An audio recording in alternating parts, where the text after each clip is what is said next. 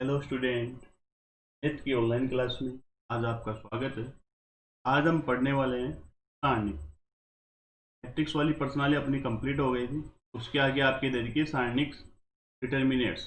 इसमें देखो सारणी किसे बोलते हैं। सारणी वैसे मैट्रिक्स का ही रूप होता है, लेकिन इसको हम लिखने का तरीका होता है, ये मोड वाली चिन्ह में होता है। ये इसको हम क्या बोलते हैं, सारणिक बोलते हैं। जैसे 1 0 2 4 तो हम सारणिक बोल सकते हैं। अब देखो, सारणी हमेशा वर्ग मैट्रिक्स होती है और सारणी का कुछ ना कुछ मान होता है, जबकि मैट्रिक्स का कुछ भी मान नहीं होता। ऐसे हम सारणी का मान ज्ञात कर सकते हैं। आगे देखो, आपके दर का सारणी का मान। तो सारणी का मान कैसे ज्ञात करते हैं?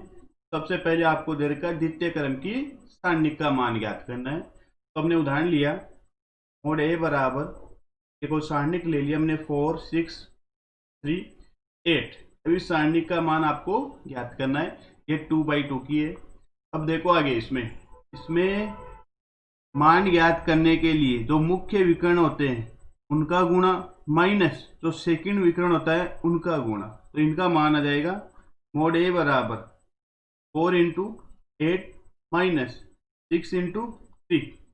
तो मोड ए बराबर हो गया मान 32 माइनस 18। तो आगे देखो मान आएगा इसका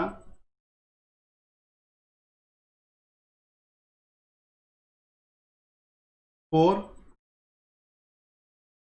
और 1। ये अपने मान आ गया। अब सारणी को लिखने का तरीका और है, सारणी का चिन्ह ये भी काम में लेते हैं हम, डिटर्मिनेंट्स। तो ये आ गया अपने मान 14। इस प्रकार हम द्वितीय क्रम की सारणी का मान ज्ञात कर सकते हैं। आगे देखो, तृतीय क्रम की सारणी का मान हमें ज्ञात करना है, तो इसके लिए भी उदाहरण लेते हैं, या फिर ये वाला भी चिन्ह ले सकते हैं यहाँ पर सारणी के लिए। मान लिया हमने 1 0 3 4 2 1 1 1 3। ये सारणिक ले लिया हमने 3/3 के में। ये जो सारणिक होती है वो वर्ग मैट्रिक्स होती है, ये आपको ध्यान रखना है। तो आगे देखो, ये 3/3 क्रम की जो भी सारणिक होती है उसका मान ज्ञात करने के लिए या तो कोई सी पंक्ति ले सकते हैं या फिर कोई सा भी स्तंभ ले सकते हैं। अब देखो, इसको हल करने का तरीका होता है, तो पहला अवयव हम लेंगे, ये ले लिया हमने पहला अवयव। फिर इस अवयव की जो पंक्ति है उसको छोड़ना है, इसका जो स्तंभ है उसको छोड़ना है। बाकी 4 मान बच गए, तो उसको लिखो 2 1 1 3। अब जो मान पहले हम लेते हैं उनका जो चिन्ह होता है वो एकांतर क्रम में होता है। एकांतर क्रम का मतलब जो पहला वाला मान है वो आएगा प्लस में और इसके जो आगे वाला मान आएगा वो आएगा माइनस में। तो आगे रहेगा 0, ये हमने ले लिया 0। अब इसी प्रकार यहाँ पर 0 की जो पंक्ति है वो आपको छोड़नी है और 0 का जो स्तंभ है वो आपको छोड़ना है। फिर आपके 4 मान बच गए, तो 4 मान लिखना है सारणिक में 4 1 1 3। फिर आगे देखो, मैंने बोला एकांतर क्रम में चिन्ह लेते हैं, पहले प्लस फिर माइनस फिर वापस क्या आएगा, ये प्लस आएगा। फिर देखो बाहर क्या दे रखा है, 3 दे रखा है, ये 3 आ गया।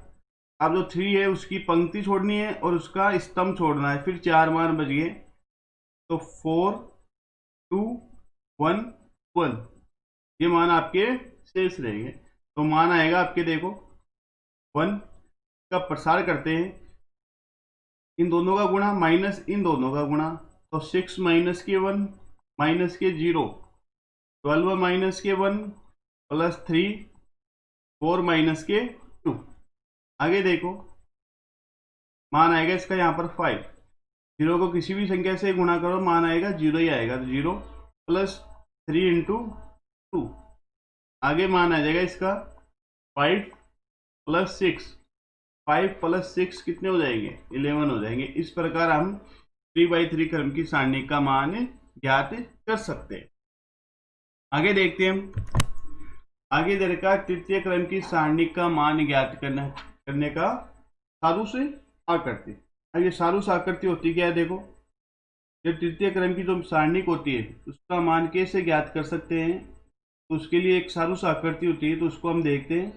ये सारणिक लिखी हमने, ये पहला स्तंभ है, ये दूसरा स्तंभ है और ये तीसरा स्तंभ आपके आ जाएगा, ये तीसरा स्तंभ।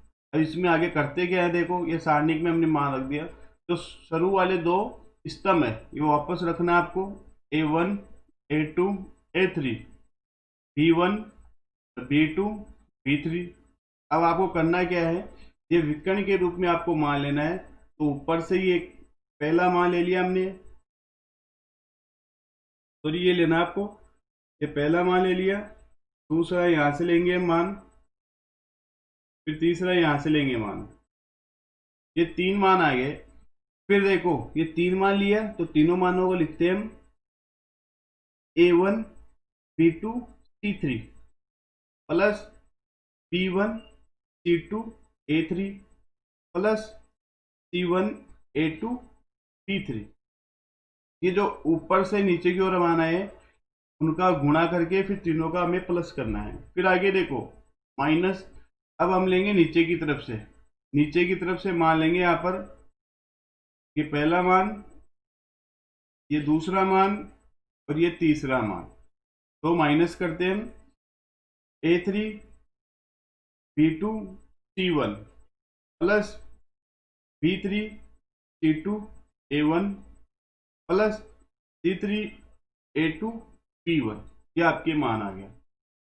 इस प्रकार हम सारूस आकृति द्वारा 3/3 सारणिक का मान ज्ञात कर सकते हैं। आगे देखो मैट्रिक्स और सारणिक में अंतर।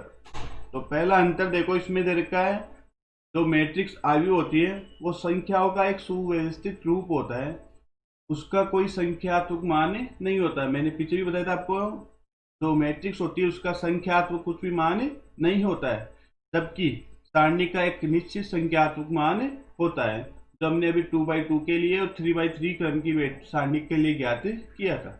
आगे देखो आयु किसी भी क्रम के हो सकते हैं, और जबकि सारणिक पंक्तियों स्तंभों की संख्या क्या होती है, बराबर होती है। मतलब जो सारणिक होती है वो हमेशा वर्ग मैट्रिक्स होती है, और जो आयु है वो किसी भी क्रम की मैट्रिक्स हो सकती है। आगे देखो चौथा है, तीसरा है आयु की पंक्तियों को स्तंभों में एवं स्तंभों को पंक्तियों से बदलने पर एक नया आयु प्राप्त होता है, जबकि ऐसा करने पर सारणी के मान में कोई परिवर्तन नहीं होता है। अब देखो मैट्रिक्स में पंक्तियों को स्तंभ में, स्तंभ को पंक्तियों में बदलने पर उसका मान परिवर्तित हो जाता है, लेकिन अगर सारणिक में हम ऐसे करते हैं तो सारणी के मान में कोई परिवर्तन नहीं होता है। और इसके बारे में आगे हम थोड़ा बहुत पढ़ेंगे जो अपने गुणधर्म दे रखे उसमें। तो आगे देखो, आगे दे रखे सारणिक के उप सारणिक या फिर लघु सारणिक बोलते हैं इसको, तथा सखंड। अब देखो उप सारणिक कैसे ज्ञात करते हैं। ये कोई हमने सारणिक ले लिया यहाँ पर, सबसे पहले 2/2 क्रम की लेते हैं हम, ये हो गया 1 3 4 5। अब 2/2 क्रम के लिए एकदम सिंपल है, जैसे 1 का उप सारणिक, तो 1 का उप सारणिक लेंगे हम, 1 का उप सारणिक, इसको हम m द्वारा प्रदर्शित करते हैं, या फिर यहाँ पर ये भी लिख सकते हैं A11 का उप सारणिक या फिर A का उप सारणिक। तो यहाँ पर M11 बन जाएगा आपके। अब इसको ज्ञात कैसे करते हैं, हमें इसका उप सारणी ज्ञात करना है, तो इसकी जो पंक्ति है उसको छोड़ना है और इसका जो स्तंभ है उसको छोड़ना है। बचा क्या अपने पास 5, ये 5 आ गया। आगे देखो A21 की उप सारणिक, A21 की उप सारणिक देखो यहाँ पर आपकी आएगी 21, देखो कौन सा है 21 है, ये 4, तो इस 4 का स्तंभ छोड़ दो, इसकी पंक्ति छोड़ दो, तो मान आ जाएगा यहाँ पर 3। तो M21 बराबर, इस प्रकार हम सभी अवयव की उप सारणिक ज्ञात कर सकते हैं। अब इसी प्रकार इसका अगर सखंड ज्ञात करना है, हमें सखंड ज्ञात करना है 2/2 सारणिक का, तो मान आएगा आपके यहाँ पर A11 का सखंड। A11 का सखंड को हम F द्वारा प्रदर्शित करेंगे, तो F11, तो इसमें करने का तरीका होता है -1 I प्लस j होता है, यहाँ पर I प्लस j। अब मान क्या बचा अपने, तो मान बचेगा यहाँ पर इसका जो स्तंभ है और इसकी जो पंक्ति है उसको छोड़ना आपको, मान बच गया आपके 5। या फिर 2x2 क्रम के लिए एक सीधा सीधा तरीका है, उसमें करते क्या है, देखो ये सारणिक लिया हमने यहाँ पर, तो सारणिक में देखो 1 3 4 5 इस पे करना है। सखंड में बता रहा हूँ, तो मुख्य विकर्ण होते हैं उनके मान आपस में चेंज कर दो, और जो सेकंड विकर्ण होता है उसमें जो अवयव है उनका चिन्ह परिवर्तित कर दो। तो यहाँ पर सखंड बन जाएगा आपके 2x2 के लिए बता रहा हूँ मैं, तो सखंड बन जाएगा आपके यहाँ पर स्थान चेंज, तो 5 1 और इनका चिन्ह चेंज हो जाएगा। ये हो गया आपके सखंड 2x2 के लिए, और ये हो गया आपके उपसारणिक 2x2 सारणिक के लिए। आगे देखो, अब हम 3x3 के लिए लेंगे। ये हमने कोई सारणिक ले ली 1 0 3 4 3 2 1 1 3, ये कोई 3 क्रम की सारणिक ले ली। अब हमें ज्ञात करना है इसमें उपसारणिक, तो कोई भी अवयव ले लेते हैं, जितने भी 9 के 9 अवयव हैं सभी का हम ज्ञात कर सकते हैं। तो इसमें कोई 2 3 के बारे में बता देता हूँ आपको। जैसे हम लेते हैं 4 का उपसारणिक, तो 4 का उपसारणिक हमें ज्ञात करना है। तो 4 ये रहा, इसकी पंक्ति और इसका स्तंभ छोड़ दो, बाकी कितने मान बच गए, तो बाकी अपने पास बच गए 4 मान, 0 3 1 3। प्रसार करते इसका मान आएगा 0 माइनस के 3, तो मान आएगा माइनस के 3। तो 4 का उपसारणिक हो गया आपके माइनस के 3। फिर आगे लेते हैं हम, ये हो गया A33 का उपसारणिक, उपसारणिक A33 का उपसारणिक बनेगा। ये रहा A30, इसका जो स्तंभ है वो छोड़ दो और इसकी पंक्ति छोड़ दो। फिर 4 मान बच गए शेष 1 0 4 3, इसका प्रसार करते हैं 3 माइनस के 0, तो मान आएगा इस यहाँ पर 3। इस प्रकार हम किसी भी अवयव का उपसारणिक ज्ञात कर सकते हैं 3x3 क्रम के लिए। आगे देखो, अगर सखंड हमें ज्ञात करना है, सखंड, सखंड के लिए देखो हम लेते हैं यहाँ पर सखंड के लिए माइनस का 1 i प्लस j, और जो भी अवयव 4 बचते हैं वो यहाँ पर आपको दिखना है, बस इतना सा इसमें फर्क होता है। बाकी उपसारणिक और सखंड सेम से होते हैं, लेकिन इसमें सखंड में ये वाला हो रहा होता है, चिन्ह आ जाता है। या फिर हम सीधा सीधा ज्ञात करते हैं, अगर उपसारणिक से हमें अगर सीधा सीधा सखंड ज्ञात करना है, तो आपको ये 4 अवयव ध्यान रखने हैं, यहाँ पर आपके माइनस आएगा, इनको बोलते हैं A12 A21 A23 और A32 की जगह क्या आएगा, माइनस आएगा। तो देखते हैं यहाँ पर हम ज्ञात करते हैं। देखो जो 4 है, 4 के लिए क्या है, A21 का उपसारणिक सॉरी सखंड हम ज्ञात करेंगे। तो सखंड बराबर हो जाएगा यहाँ पर माइनस का 1 i प्लस j, तो i की जगह मान है 2 और j की जगह मान है 1, तो 2 प्लस 1। अब इसकी जो पंक्ति है वो छोड़ दो और इसका जो स्तंभ है वो छोड़ दो, 4 मान शेष बच गए, तो 0 3 1 और 3, माइनस 1 की घात हो गई 3। तो विषम संख्या के रूप में जब घात होती है तो ऋणात्मक मान ऋणात्मक ही रहता है, तो माइनस का आ गया मान, और यहाँ पर इनका प्रसार करेंगे तो 0 माइनस के 3, माइनस को माइनस से मल्टीप्लाई किया तो प्लस के 3, ये आ गया आपके आंसर। आगे देखो, अगर हमें ज्ञात करना है A13 का सखंड, A13 का सखंड ज्ञात करना है, तो माइनस 1 की घात 1 प्लस 3। अब 4 मान कौन से बच गए, इसका स्तंभ छोड़ दो और इसकी पंक्ति छोड़ दो, तो 4 मान अपने पास बच गए 4 3 1 1। प्रसार करते हैं इसका, माइनस 1 की घात 4, तो माइनस की घात तरीके सम, इसका मतलब इसका मान हो जाएगा प्लस। आगे देखो, और 4 माइनस के 3 बराबर हो जाएगा मान 1। इस प्रकार हम किसी भी अवयव की उपसारणिक और सखंड ज्ञात कर सकते हैं। आगे देखते हैं हम अपनी जो एक्सरसाइज है, एक्सरसाइज 4.1, जिसमें आपके जो पहला क्वेश्चन है, तो पहला क्वेश्चन आपके दे रखा है यहाँ पर। पहले क्वेश्चन में के किस मान के लिए सारणिक का मान क्या होगा, 0 होगा। तो हल करते हैं इसको, तो आपको दे रखा है ये वाला मान k2 4 -k3 क्या होना चाहिए, 0 होगा। तो यहाँ पर हम k का मान ज्ञात करेंगे प्रसार करने पर, यहाँ पर प्रसार करने पर।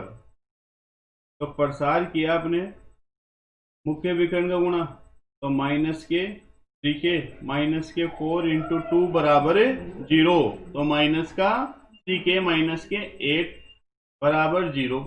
हमें k का मान ज्ञात करना, तो 8 को कर देंगे हम यहाँ पर पक्षांतरण, तो -3k बराबर 8 और k बराबर हो गया -8/3। ये आपके आंसर आ गया k का। अब देखो यहाँ पर सेकंड क्वेश्चन है। सेकंड क्वेश्चन में आपको दे रखा है यदि सारणिक बराबर 0 हो तो अक्ष अनुपात y का मान आपको ज्ञात करना है। चलो प्रसार करते हैं इसका, अक्ष y 2 4 और बराबर में दे रखा है 0।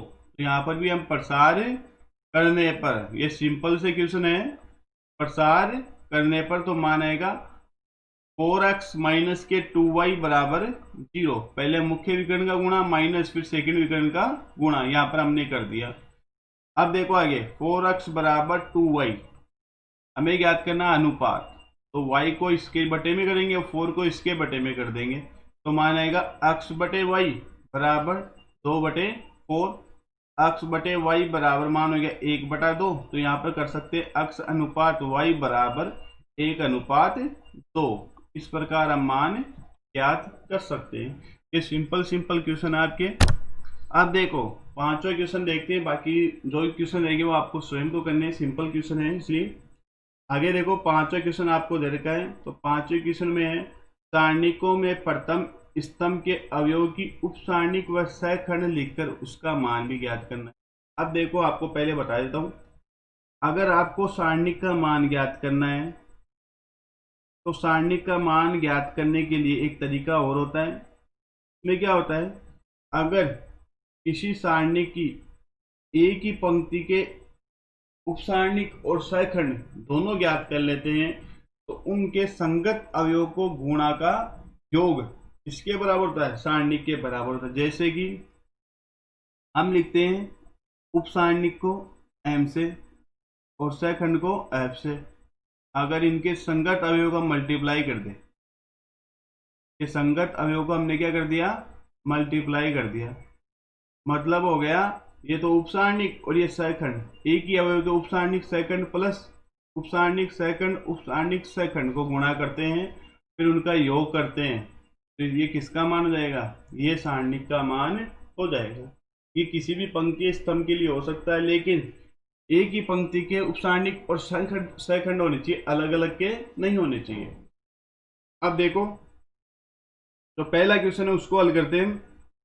तो पहले क्वेश्चन में आपको दे रखा है 1 - के 3 2, 4 - के 1 2, 3 5 2। तो हमें ज्ञात करना सबसे पहले उपसारणिक पहली पंक्ति का, तो पहली पंक्ति ये अपने पहली पंक्ति का उपसारणिक, इसलिए आप करेंगे A11 की उपसारणिक।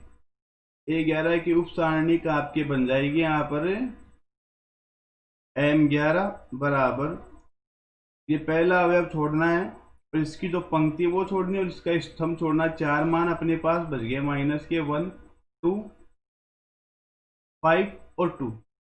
आगे देखो M11 बराबर प्रसार करने पर माइनस के 2 माइनस के 10 बराबर माइनस के 12। फिर आगे देखो A12 की उपसारणिक, तो A12 की उपसारणिक ये भी सेम इसी प्रकार करेंगे। तो M12 पहली इसका जो स्तंभ है वो छोड़ना है और इसकी जो पंक्ति है वो छोड़नी है। तो 4 मान बच गए 4 2 3 2। तो मान आ गया अपने M12 बराबर 8 माइनस के 6। तो M12 बराबर मान हो गया 2।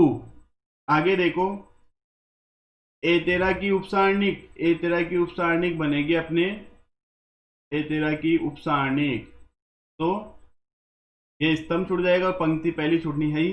तो 4 माइनस के 1 3 5 प्रसार करते हैं इसका, तो प्रसार करने में मान आएगा इसका देखो 20 प्लस के 3।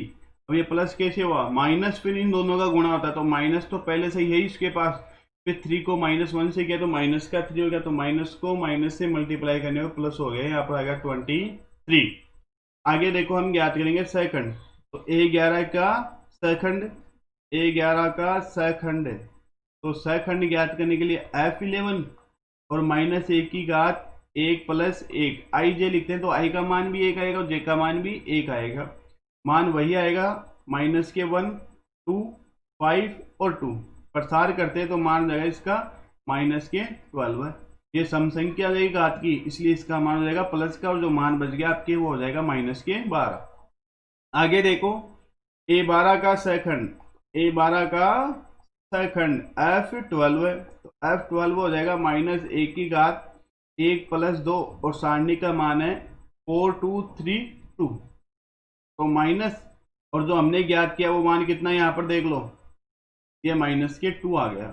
फिर आगे A13 का सेकंड, A13 का सेकंड हो गया आपके F13 बराबर -1 की घात 1 + 3, और इसके लिए मान बच गया 4, -1, 3 और 5, तो इसका मान यहाँ पर देखो कितने मान है, 4 है, तो इसका मान धनात्मक हो जाएगा, और यहाँ पर मान बच गया आपके 23। अब हमें सारणिक का मान ज्ञात करना है, तो यहाँ पर लिखेंगे सारणिक का मान, सारणिक का मान, तो सारणिक का मान ज्ञात करने के लिए हम ये सूत्र लगा सकते हैं, M11 और F11 plus M12 F12 plus M13 और F13, मान रखो यहाँ पर, तो मान रखा हमने देखो -12 इंटू में -12 प्लस 2 इंटू -2 प्लस 23 इंटू 23, इनको मल्टीप्लाई करके और योग करना, आप आंसर ज्ञात कर लेंगे। तो इस प्रकार हम किसी भी सारणी का मान भी ज्ञात कर सकते हैं, और उप सारणी व सेकंड मैंने आपको हल करने का तरीका बता दिया है। आगे देखते हैं,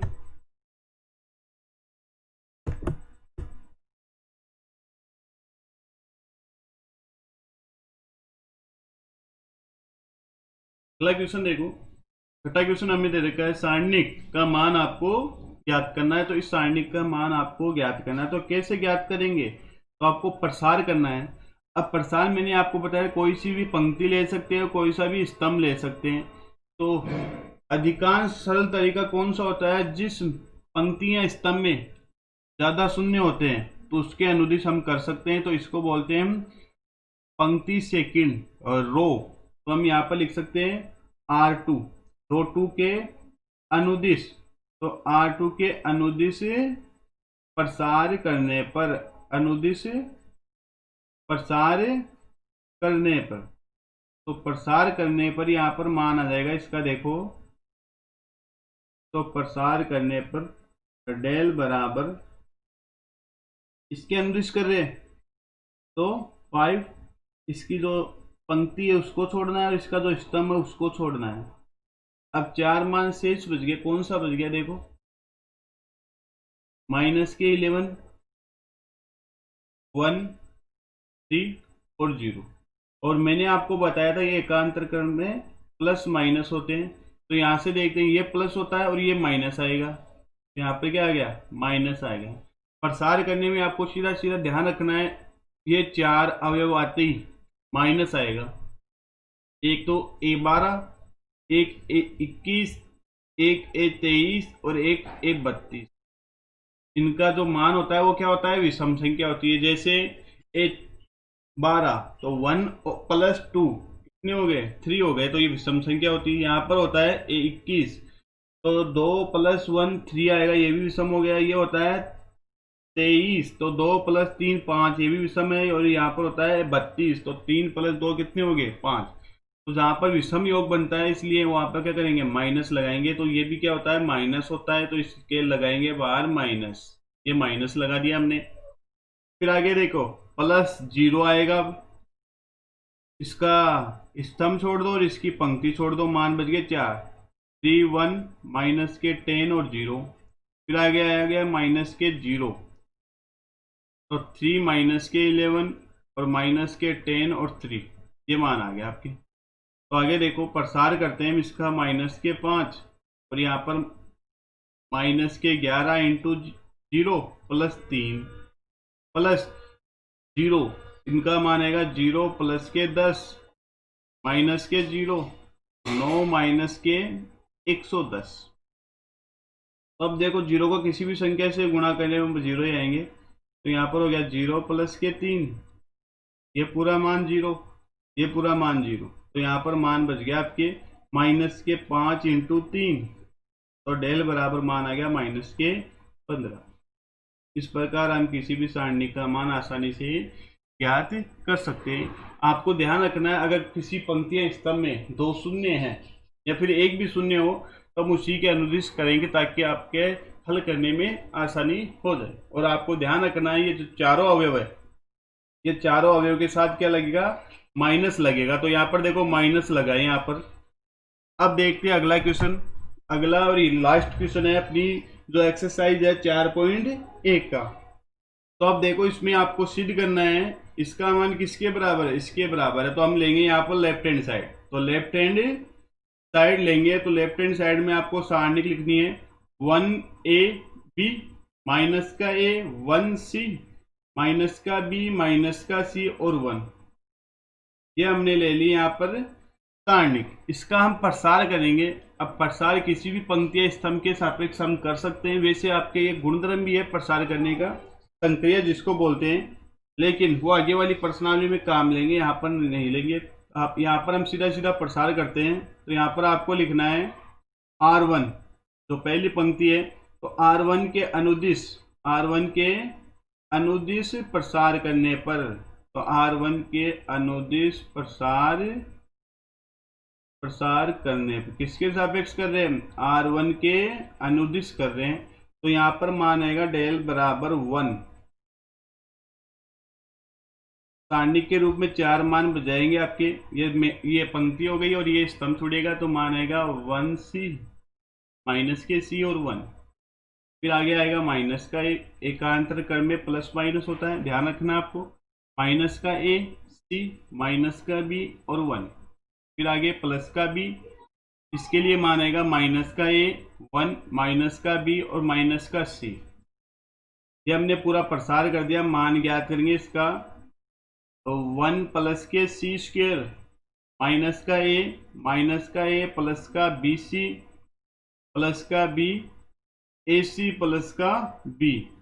आगे देखो हल करने पर इसको, तो मानेगा 1 plus c square minus minus plus का a स्क्वायर माइनस का abc प्लस का abc प्लस का b square plus abc minus abc से कैंसिल हो गया, तो मान आ गया आपके 1 प्लस a स्क्वायर प्लस का b स्क्वायर प्लस का c स्क्वायर, जो किसके बराबर है, राइट हैंड साइड के बराबर हो। यही आपको सिद्ध करना था।